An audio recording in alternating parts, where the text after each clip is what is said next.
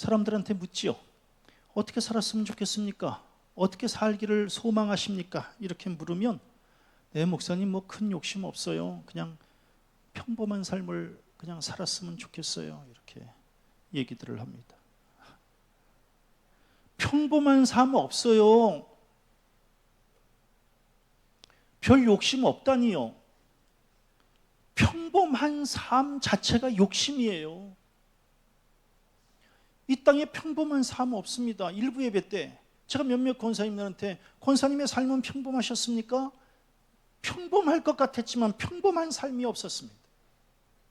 평탄한 삶도 없습니다. 순탄한 삶도 없습니다. 우리네 인생에. 왜?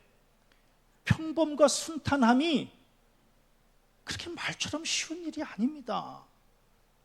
우리가 지금 다 이렇게 가슴에 있는 이 이야기를 쏟아내지 않아서 그렇지. 예? 여기 평범한 삶이 어디 있어요? 순탄한 삶이 어디 있고? 최 목사, 파란 만장, 빨간 만장, 노랑 만장, 이루 말할 수 없습니다. 우리는 다 이러한 아픔을 끌어안고 살아가고 있습니다. 왜? 우리가 살아가고 있는 이 환경이 결코 녹록지 않기 때문에 그렇습니다. 광야 사막길을 걷는 우리네 인생에 어떻게 순탄함이 있을 수 있겠어요? 예? 그리고 육적인 본능을 끌어안고 살아가는 우리들, 배고프고 목마르고 질병에 약하고 각종 위험에 노출되고 이렇게 지금 우리가 하루하루 이렇게 힘겨운 삶을 살아가고 있는데 평탄, 순탄, 평범 있을 수도 없는 일입니다. 특별히 금년같이 이렇게 폭우로 쓸려가고 폭염으로 신음하고 태풍으로 다 뒤집어 엎고 이걸 어떻게 사람의 힘으로 막을 수가 있겠어요?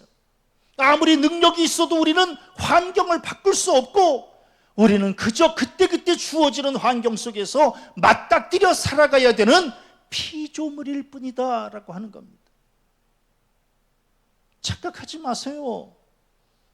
우리는 그냥 피조물이에요. 창조주는 하나님이시고요. 그러니까 우리는 하나님이 지어놓으신 이 세상에서 그냥 하루하루 은혜 받고 그냥 그 은혜로 살아가는 존재일 뿐이지 우리가 환경을 바꾼다거나 절대로 그럴 수 없다라고 하는 겁니다. 환경뿐이 아니라 시간도 마찬가지입니다. 우리가 미래를 꿈꾸고 소망해요. 다 좋은 얘기입니다. 그러나 미래를 꿈꾸고 소망하지만 미래의 시간에 대해서 확신할 수 있는 사람은 아무도 없어요. 우리의 남은 시간이 몇 년이나 남았는지 누가 확신할 수 있겠습니까? 아무도 확신할 수 없습니다. 왜? 시간은 우리가 만들 수도 없고 주관할 수도 없기 때문에 그래요. 특별히 미래의 시간은 우리의 시간이 아니다라고 하는 겁니다. 인류가 이 시간을 정복해 보려고 과학을 발전시켰지만 끝내 이 시간만큼은 정복하지 못했습니다. 그리고 이 시간에 얽힌 신비를 밝혀보려고 애를 썼지만 끝내 인간은 그냥 시간 안에서 태어나서 시간 안에서 살다가 시간 안에서 죽어야만 되는 그냥 한낱 피조물에 불과한 존재다라고 하는 겁니다. 뭐 대단한 존재 아니에요. 우리 그냥 잠시 살다가 가는 존재예요. 피조물입니다. 그래서 성경을 피자마자 창세기 1장 1절에 태초에 하나님이 천지를 창조하시니라. 즉 창조주는 오직 하나님이고 하나님 이후에 태어나는 모든 것들은 다 피조물일 뿐이다. 이거를 지금 대전제로 하고 있는 거예요. 그러니까 그거를 받아들이는 수밖에 없는 겁니다. 환경과 시간뿐만이 아니라 생명도 마찬가지입니다. 생명 하나님의 것이에요. 생명의 길이 이 수한 이 길이를 정하시는 것도 하나님이시다라고 하는 겁니다. 우리는 그냥 하나님이 정하신 시간 안에서 그냥 살다가 가는 존재일 뿐이에요. 우리가 뭐 때문에 생사화복을 주관하시는 하나님이라고 고백해요? 에? 태어나고 죽고 화를 입고 복을 받고 이 모든 것을 주관하시는 분은 하나님이시다라고 하는 거예요.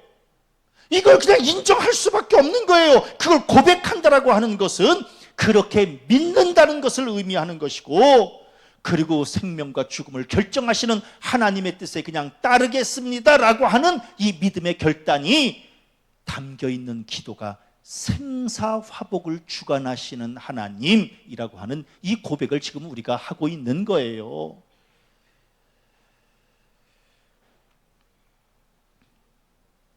목사님, 그 이론적으로 저희들이 모르겠습니까? 다 알지. 단지 심정적으로 받아들이기가 쉽지 않은 거예요. 네. 환경과 시간과 생명을 주관하시는 분은 하나님이시다, 이거 알아요. 근데 그 시간과 생명 앞에 그 시간이, 그 생명이 무너지는 것 앞에서 흔들리는 내 마음이 지금 문제라는 거예요. 그걸 몰라서가 아니라 내 마음이 흔들리는 거예요. 흔들리는. 다른 방법이 없습니다. 우리는 그냥 피조물이다라고 하는 것만 각인시키며 살아도 욕심 내려놓고 얼마든지 살아갈 수 있다. 감사를 고백하면서 살아갈 수 있다. 그냥 이게 저의 그냥 고백입니다. 그래서 욥은 정확한 고백을 하는 거예요. 주신 이도 여호와시요 거두시는 이도 여호와시오니. 굉장히 중요한 고백인 거예요. 내게 아니라는 거예요. 처음부터 주신 분도, 즉 환경, 시간, 생명 주신 분도 하나님이시고, 이 시간과 생명을 거두어 가시는 분도 하나님이시다라고 하는 게, 그래서 하나님은 주시는 권한과 거두시는 권한을 모두 갖고 계시는 분이 하나님이시다라고 하는 거예요. 특별히 생명, 시간 우리의 손에 주지 않고 당신이 친히 주관하시는 것은 이 세상을 올바르게 이끌어 가시려고 하는 하나님의 섭리가 담겨져 있는 거예요. 만일에 인간에게 시간과 생명 너희들이 한번 주관해봐라, 이렇게 만일에 우리에게 이 주관권을 주셨다면 이 세상은 복잡해졌을 거예요. 왜? 부자들은 시간을 더 늘리려고 하지 않겠습니까? 고통당하고 있는, 지금도 병원에서 고통당하고 있는 사람들은 시간을 빨리 단축시키고 싶지 않겠습니까? 자기의 욕심에 따라서 시간을 늘리고 줄이고, 이것은 이 세상을 지탱할 수가 없다라고 하는 겁니다. 그래서 하나님께서 시간과 생명만큼은, 나머지는 니네들 마음대로 해라, 그러나 시간과 생명만큼은 미안하지만 내가 그냥 주관하도록 하겠다라고 해서 이 결정권을 하나님이 갖고 계시는 것이다라고 하는 거예요. 그런데 우리 사람은 뭐예요? 사람은 시간을 많이 갖고 싶어 해요. 생명을 오래 유지하고 싶어 해요. 그런데 하나님께서 뭐라고 말씀하셔요? 내 생각이 너희의 생각과 다르며 내 길은 너희의 길과 다름이니라. 내 길은 너희의 길보다 높으며 내 생각은 너희의 생각보다 높음이니라. 우리는 좁은 시각으로 생명이 좀 길었으면 좋겠다라고 생각하지만, 그러나 우리는 나무를 보는 거예요. 하나님은 숲을 보시는 것이고, 우리는 그냥 하나만 생각하지만 하나님은 열을 생각하시는 거예요. 그래서 우리는 피조물은 창조주 되신 하나님 앞에, 하나님이 결정하시는 시간 속에 다 그런 뜻이 있으시겠지, 이렇게 그냥 받아들일 수밖에 없는 것이다라고 하는 거예요. 다 하나님의 뜻대로. 그래서 뭐예요? 제비는 사람이 뽑으나 이를 결정하시는 것은 하나님이시다라고 하는 겁니다. 그러니 겸손히 사는 날까지 그 은혜에 감사하며 살라고 하는 것이, 이게 바로 우리를 향한 하나님의 뜻이다라고 하는 겁니다. 옥상에 하늘 정원을 가꾸면서 인생의 순환을 깨닫게 됩니다. 모종 심어요. 그리고 이제 새싹을 이렇게 심습니다. 이게 과연 살 수 있을까? 왜냐하면 이제 추 목사는 이 식물에 대해서 아는 게 없습니다. 그러니까 그냥 갖다가 심기는 하지만 이게 과연 살 수 있을까? 그런데 놀랍게도 요만한 눈에 보이지도 않는 씨를 그냥 살든지 죽든지 그냥 네가 알아서 해라 그러고 그냥 거기다가 심어놨던 것이 지금은 엄청 크게 자라서, 줄기 자라, 잎사귀 자라, 그리고 이제 조금 있으면 꽃이 필 단계에 이제 놓여진다라고 하는 겁니다. 보람이 있죠. 신기합니다. 그러면 그 꽃이 영원할까요? 예? 우리 금년에 옥상에다가 고추 모종 심어서 고추 엄청 따먹었어요. 난 이게 평생 갈 줄 알았어요. 근데 이 엄마가 고추 따가지고 올 때마다 늘 하는 얘기가 이게 이제 마지막이래요. 근데 웃겨요. 마지막이라는데 계속 나와. 그런데도 꼭 마지막이라는 겁니다. 이제 더 이상 딸 게 없다는 겁니다. 그러면 이제 이거를 그 다음 단계는 뭐예요? 이제 뽑는 단계만 남아있다라고 하는 겁니다. 아쉽지요. 섭섭합니다. 우리는 인생은 어떨까? 우리 모종과 같은 어린아이로 시작했습니다.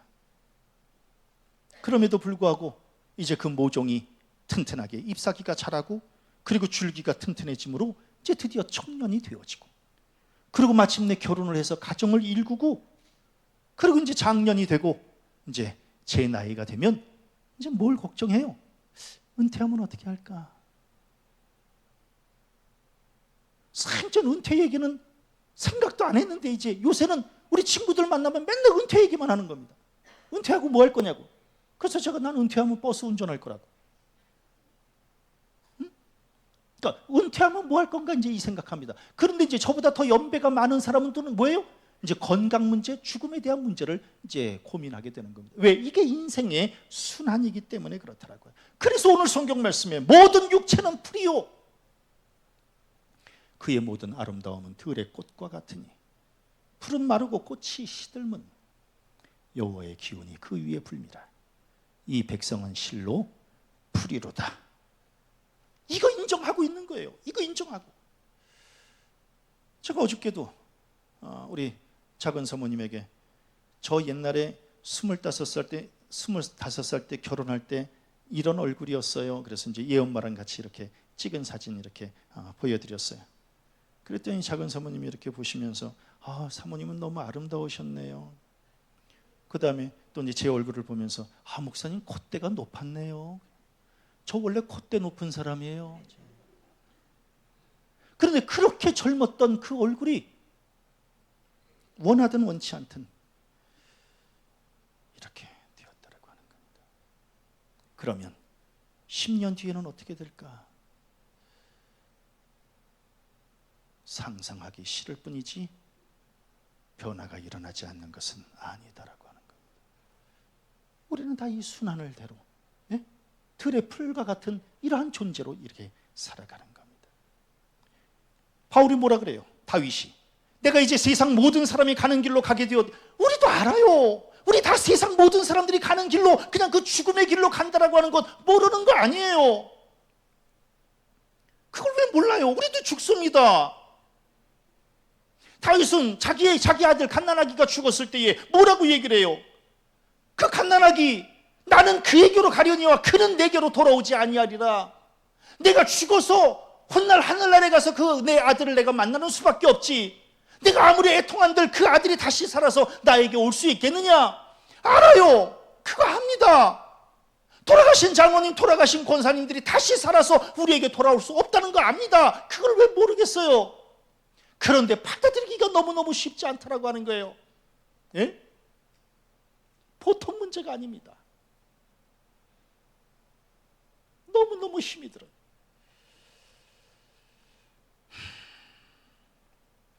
목사는 맨날 뭐라고 설교해요? 먼저 가고 나중 가는 것의 차이만 있을 뿐이지 모든 사람은 다 갑니다. 글쎄 그걸 몰라서 지금 교인들 앞에서 설교를 하는 거예요? 교인들 다 알지만 그러나 그것을 나의 이야기로 받아들이기가 아직은 쉽지 않다라고 하는 겁니다. 왜? 더 보고 싶고 저 이제 양평 가기가 쉽지 않겠어요. 예? 양평 가기가 쉽지 않겠어요. 꿈이었으면 좋겠다고 제가 고백했잖아요. 이게 쉽지 않겠어요. 갈 때마다 생각날 때 차라리 안 가는 게 상책이다 이런 생각. 그러다 보면 우리 교인들 사는 곳곳에 갈 수가 없어. 이 골목 저 골목 갈 수가 없습니다. 이걸 어떻게 할 거예요? 예. 제가 요 며칠 이 한숨에서 기가 빠져나가는 게 이게 내 몸으로 느껴지는 겁니다. 그냥 이렇게 한숨이 3일 동안 한숨이 쉬어지는데 여기서 그냥 이렇게 기가 빠져나가는 거예요. 와, 이걸 어떻게 해야 되나 이제. 응? 더 밥 먹고 싶고, 예? 더 만나고 싶고, 더 손잡고 싶고, 다 이런 우리 마음인데 우리가 죽음을 몰라서가 아니라 조금 더 같이 곁에 있고 싶었는데 이게 지금 안 됐을 때에, 예? 그래서 인간이 겪는 슬픔 중에 가장 큰 슬픔이 죽음의 슬픔이라고 하는데, 왜? 죽으면 다시 볼 수 없고 만날 수 없고 함께 할 수 없기 때문에, 그래서 기회가 없는 슬픔이 가장 큰 슬픔이구나라고 하는 거예요. 기회가 없는 겁니다. 응? 기회가.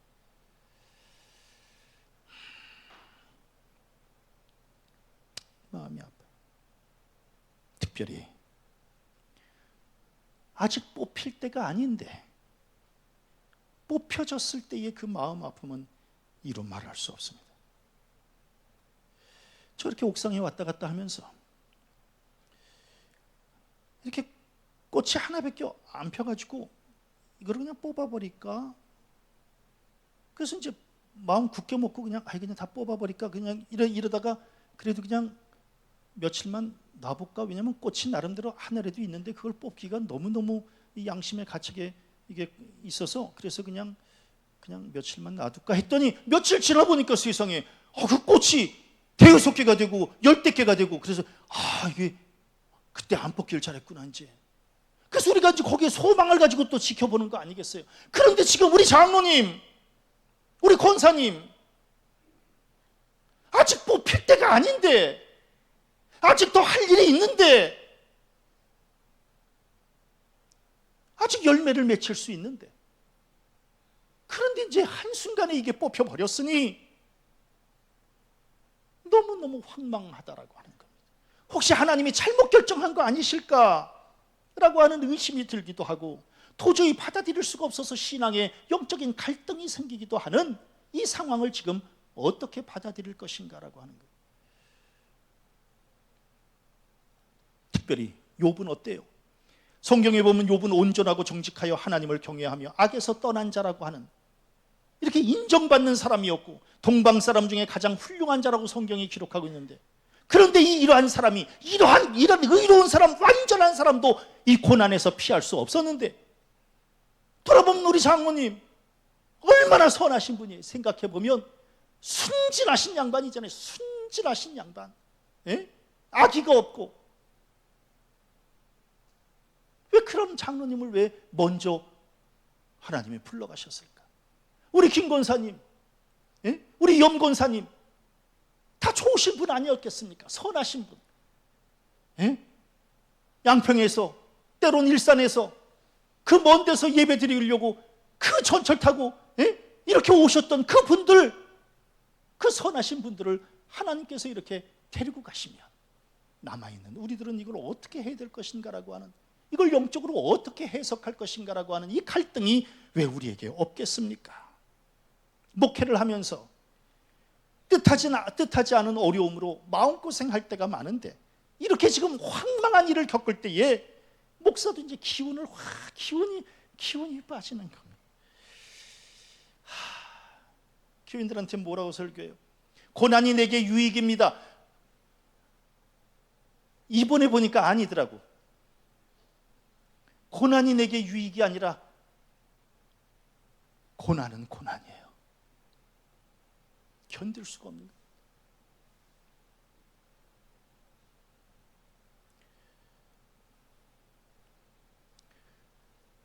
오늘날 수많은 사람이 죽습니다.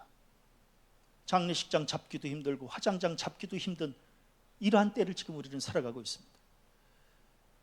그런데 나와 상관없는, 나와 친분이 별로 없는 분, 그런 분들의 죽음 앞에서는 우리가 이렇게 마음 아파하지 않습니다. 그냥 가서 위로하고 예의만 갖추면 됩니다. 제가 오늘 우리 오 목사님 어머님 돌아가셔서, 그래서 이제 오늘 발인을 한다 그래서 집에서 이제 4시 반에 출발해서 5시에 가서 이제 장례식 발인 예배 참석하고 그리고 이제 왔습니다. 오면서 이제 우리 박 목사에게 아유, 이런 장례 같으면 야 얼마든지 가겠다 야. 예? 그냥 가서 예의를 갖추고 가서 위로만 하고 손 한번 잡아주고 그냥 이렇게 그냥 장례식에 참석해서 그냥 기도만 같이 하고 이런 장례식은 얼마든지 가겠다 야. 안 그래요? 그런 장례식 나와 친분 없었던 장로님 돌아가시는 데에 가서 조문하는 거는 얼마든지 가서 할 수 있겠다. 그런데 이제 함께 살았던 우리 장로님, 우리 권사님 피가 마르는 겁니다. 피가 마르는. 그런데 목사도 이런데 그 가족들이야 또 오죽하겠는가라고. 목사는 일주일에 한 번 만났는데 우리 가족들은 매일같이 만났던 우리 권사님, 장로님이 안 계시니 그 텅 빈 마음들을 어떻게 메꾸면서 살까? 이게 이제 이번에 제가 또다시 깨닫게 된 겁니다. 목사는 수많은 장례를 치르지만 이렇게 황망한 죽음 앞에서는 완전히 기력을 잃게 되는 겁니다. 생각해보면 우리가 아무리 지혜로워도 하나님의 뜻을 전부 알 수 없고 아무리 예지력이 있어도 5분 뒤에 무슨 일이 일어날 거 이것도 우리는 알지 못한 채 살아가고 있습니다. 아무리 우리가 건강해도 지금 내 몸에 어떤 질병이 자라고 있는지도 우리는 알지 못한 채 이렇게 살아가고 있습니다. 아무리 강한 것 같아도 보잘것없는 미물 때문에 한순간에 무너지는 것이 우리의 육체일 수밖에 없다라고 하는 것, 이걸 이제 절감하면서 이제 하루하루 또 살아가고 있는 겁니다. 그러면서 이제 말씀을 보니까 이사야 선지자는 이렇게 고백하고 있습니다. 누가 손바닥으로 바닷물을 헤아렸으며 뼘으로 하늘을 쟀으며 땅의 티끌을 되에 이 갯박에 담아 보았으며 접시 저울로 산들을 달아보았으며 막대 저울로 언덕들을 달아보았으랴. 우리 뭐 대단하게 안다고 바닷물 한 줌 손 위에다가 올려놓고 마치 뭐 요즘 광고처럼 바다를 품었다고. 바닷물 한 줌 손에 얹고서 바다를 품었다고 이야기하는 우리들. 예? 모래밭을 그 모래의 양을 잴 수 있겠으며 그 봉우리를 우리가 잴 수 있겠습니까? 그냥 우리는 한낱 미물에 지나지 않는 보잘것없는 존재라고 하는 이 사실만 우리는 깨달아도 우리가 아직은 이렇게 살지는 않을 텐데. 제가 이제 젊었을 때는 삶과 죽음의 거리가, 이 간극이 꽤나 먼 것처럼 여겼습니다. 아무리 18년 전에 그렇게 중한 수술을 받았어도 그래도 그냥 이렇게 아직 젊으니까 그때 40대 때에 하나님이 나를 그렇게 당장 불러가실까 이렇게 생각을 했습니다. 그래서 삶과 죽음의 이 간극이 넓은 줄 알았습니다. 근데 이제 환갑이 되니까 이 간극이 이게 그렇게 넓지 않다라고 하는 것을 이제 뼈저리게 느끼면서 지금 살아가고 있는 겁니다. 우리 성도님들은 건강해서 잘 모르겠지만 추 목사처럼 2번씩이나 이렇게 암에 걸려서 암의 치료를 받았던 사람들은 이 간극이 이게 그렇게 멀지 않구나. 어제 건강해도 오늘 잘못될 수 있는 게 우리네 인생이구나. 그래서 우리는 삶과 죽음의 이 경계선에서 어찌 보면 외줄타기를 지금 하면서 살아가고 있는 것이 아닐까. 그래서 우리 뭐라고 고백해요? 밤새 안녕이라고 우리는 고백하는 거 아니겠습니까? 우리는 그냥 그런 존재일 뿐이다라고 하는 겁니다. 근데 뭐가 문제냐? 욥은 지금 자신이 당하는 이 고통, 이건 얼마든지 감수하겠는데 가족들이나 세상 사람들이 하나님을 욕하고 비난할까 봐 이게 걱정이 됐다는 겁니다. 최 목사도 마찬가지입니다. 최 목사의 기도 중에 하나가 70세 이전까지만, 은퇴하기 전까지만 하나님이 나를 좀 지켜주시면 너무너무 감사하겠더라고 하는 겁니다. 은퇴 이후에는 최 귀환이 어떻게 살든지 말든지 우리 성도들도 신경 쓰지 않을 것이고, 최 목사는 더욱더 우리 성도들과 이제 가락동은 쳐다도 안 볼 것이고, 그저 숨어서 어디에 처박혀 살았는지 죽었는지도 알지 못하게, 그래서 그냥 우리 성도들의 기억에, 아하, 최귀환 목사님은 참 그때 참 좋은 목사님이셨지, 이러한 기억만 남기고 가는 것이 이게 저의 마지막 소원인데, 만일에 70세 이전에 무슨 일이라도 있으면 죽는 게 두려운 게 아니라, 혹시 나 때문에 하나님의 영광이 가리워지면 어떡할까? 예? 목사님 그렇게 열심히 목회하고 그렇게 살았는데 하나님이 왜 이렇게 또 일찍 또 그냥 모시고 가셨대, 이런 얘기 이 구설수에 오를 때 이걸 견딜 수가 없는 것이더라고요. 그런데 욥도 마찬가지입니다. 욥도 아니나 달라요. 욥의 아내는 이 욥에게 자기 남편이 지금 이렇게 고통을 당하고 있는데 뭐라고 얘기를 해요? 하나님을 욕하고 죽으라, 이렇게 지금 이야기를 하고 있는 겁니다. 예? 당신 온전하게 살았다며, 근데 왜 이렇게 그냥 큰 고통을 당하는 거야? 차라리 하나님을 욕하고 죽어. 그럴 때 이 욥이 뭐라고 이야기를 해요? 그대의 말이 한 어리석은 여자의 말 같도다. 우리가 하나님께 복을 받았은즉 화도 받지 아니하겠느냐. 사람이 어떻게 좋은 일 있을 때, 축복을 받을 때만 하나님께 감사하고, 고난당할 때는 왜 하나님을 원망하고 왜 그러느냐. 우리네 인생이 복을 받을 때도 있고 화를 당할 때도 있고 그런 거 아니겠느냐. 그러면서 이 아내를 그냥 그렇게 달래면서 구슬러도 이 아내는 끝내 남편을 버리고 도망을 간 것 아니겠습니까? 저는 이제 예전에도 그런 고백을 했지만, 저는 앞으로 이 시간 이후에 하나님이 저에게 은혜를 주시지 않는다 할지라도 지금까지 받은 은혜만 가지고도 저는 평생을 하나님께 감사와 찬양을 올리면서 살다가 하늘나라에 올라갈 것이다. 이게 저의 신앙 고백입니다. 왜? 생명도 덤으로 얻은 것이고, 이만큼 지금 살아가는 것도 하나님의 은혜로 살아가는 것이고, 더 이상 바랄 것이 없다라고 하는 것. 그저 감사할 뿐이다. 욥은 어땠어요? 내가 누울 때면 말하기를 언제나 일어날까, 언제나 밤이 갈까 하며 새벽까지 이리 뒤척 저리 뒤척 하는구나.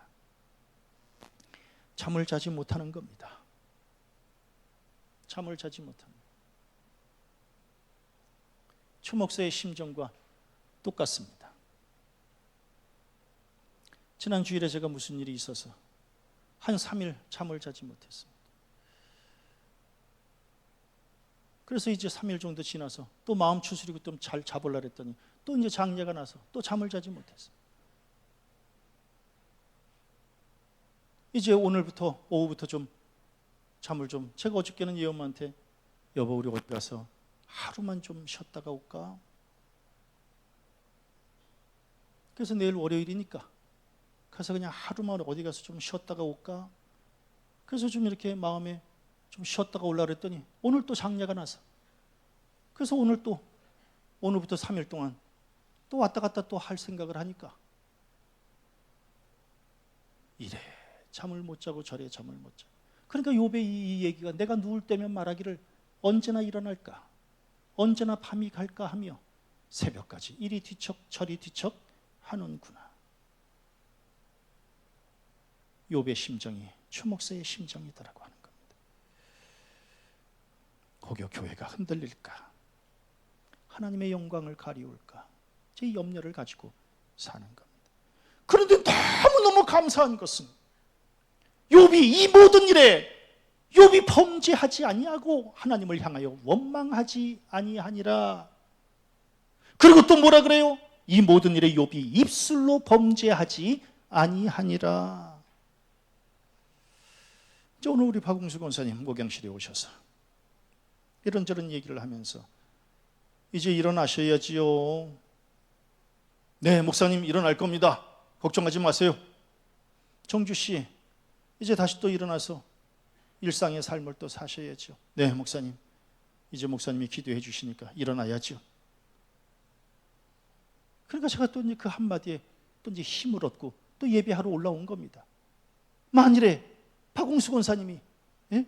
권사님 일어나셔야죠 이랬는데, 목사님 저 앞으로 어떻게 살아야 될지 막막해요. 만일에 이러면 권사님은 막막하지만 저는 죽어요.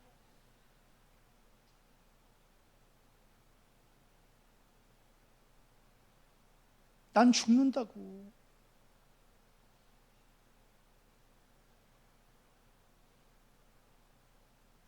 정주 씨가 일어나야 나도 일어나. 죽는다고.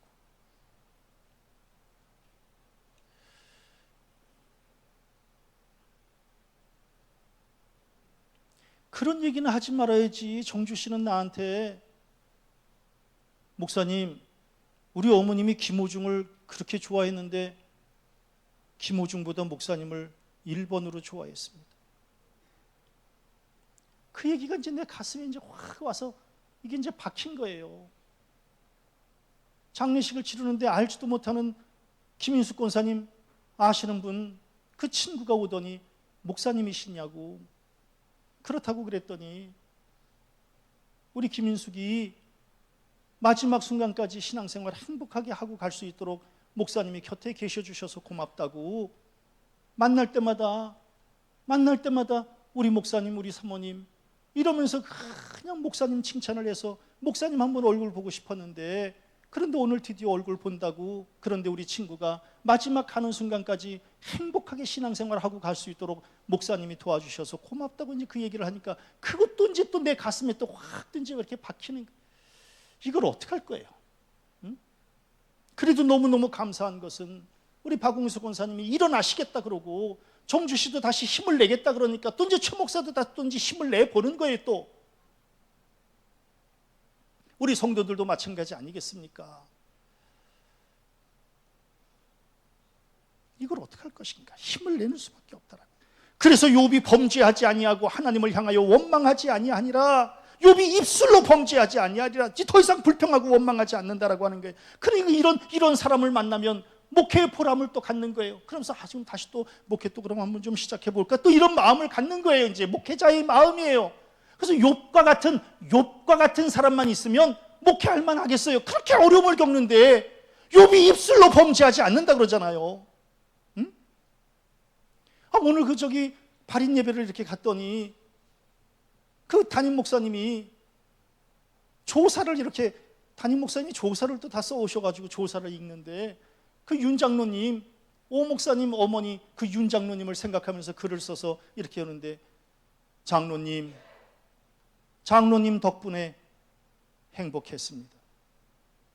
이 장로님 덕분에 행복했습니다. 이거를 대략 한 12번 정도를 이걸 글을 써서 이렇게 읽더라고요. 제가 우리 장로님들을 생각하면서 제가 먼 훗날 우리 장로님들 때문에 행복했습니다. 이런 고백을 하는 그런 목회를 했으면 얼마나 좋았을까. 그 목사님 오늘 설교 중에 나보다 더 행복한 목사가 어디 있겠는가 싶다고 그렇게 고백을 하는데, 제가 어디를 가서든지 저도 그러한 고백을 좀 하면 얼마나 좋을까. 그러면서 그냥 12번 정도를 장로님 덕분에 행복했습니다. 이런 고백을 하는 거예요. 목회 보람이 있지 않을까. 그러면서 제가 또 깨닫게 되는 것은, 우리 살아갈 준비는 잘해요. 살아갈 준비는 열심히 합니다. 그런데 죽음과 죽음 이후의 삶에 대해서는 제대로 준비하지 못해요. 왜? 당장 죽지 않을 거라고 생각하기 때문에 그런 거예요. 내가 당장 죽지 않을 것 같은 거예요. 지금 시간과 생명은 우리가 정하지 못한다라고 하는 것을 알면서도 당장 내가 죽지는 않을 것이다라고 생각을 하는 거예요. 그러니까 준비하지 못하는 거예요. 그래서 저는 삶을 위해서 준비하는 것 반만이라도 죽음을 위해서 준비한다면 우리의 삶을 좀 더 멋지게 살 수 있지 않을까. 예? 온통 살아가는 일에만 지금 준비하고 내가 어떻게 죽을 것인가라고 하는 여기에 대한 준비는 지금 안 돼 있다라고 하는 거예요. 우리 성도들에게 죽음을 준비하세요, 오늘 돌아가실지 몰라요, 이렇게 설교하고 싶어도, 이렇게 설교하면 목사님 살아보려고 나왔는데 왜 죽으라고 그래요 이제 이렇게. 그래서 어르신들 앞에서는 이런 설교 못해요. 예. 새벽기도 때 어느 목사님이 글쎄 저기 설교의 내용하고 찬송하고 그래도 이렇게 맞는 거 이렇게 부르잖아요. 그러니까 목사님이 새벽기도 때 나가가지고 그렇지 설교하고 맞아서 그런지 그냥 며칠 후 요단강 건너가 만나리 이 찬송 불렀더니 어르신들이 새벽에 기도하러 나왔는데 우리한테 죽으라 그런다고. 그래서 그 목사님 쫓겨났어요. 그래서 이런 설교는 함부로 못해요. 오늘 설교 제가 13년 만에 처음으로 하는 거예요. 제 마음이 너무 답답해서 이 설교를 함으로 내 심령도 좀 풀어내려고. 왜? 우리 교인들 죽음에 대해서 설교하는 거 싫어해요. 살아보려고 나왔는데 왜 죽으라고 그러느냐고.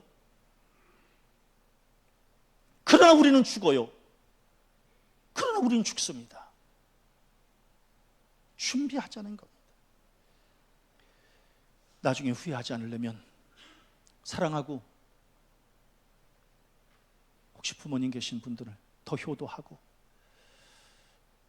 잡수고 싶은 거 좀 잡숫고, 절대로 노인 양반들 돈 모아놓지 마세요. 제발. 다 쓰고 가요. 제발. 쓸 돈도 없어요. 아끼다 똥 돼요. 다 써요. 잡수고 싶은 거 있으면 쓰고 잡수고. 목사님이라도 자식들 아무 소용없어요. 줄 필요도 없어. 다 쓰고 잡수고 이쁜 옷 좀 입고 깨끗한 옷 깨끗한 신발 신고 미장원에서 좀 좋은 빠마도 좀 하고 맛집 좀 찾아다니고 맨날 그렇게 그냥 김치찌개만 잡수지 마시고. 아멘. 나중에 후회해요. 그리고 나중에 후회하지 말고 자식들 신앙을 위해서 더 기도하세요. 교회 좀 더 돌보세요. 나중에 다 후회스러운 일들입니다. 이게 지금 다 후회스러운 일들이에요. 더 사랑하고 그러면서 사세요. 제가 이번에 깨닫게 된 게 죽음을 위한 준비가 결국 삶을 위한 준비다.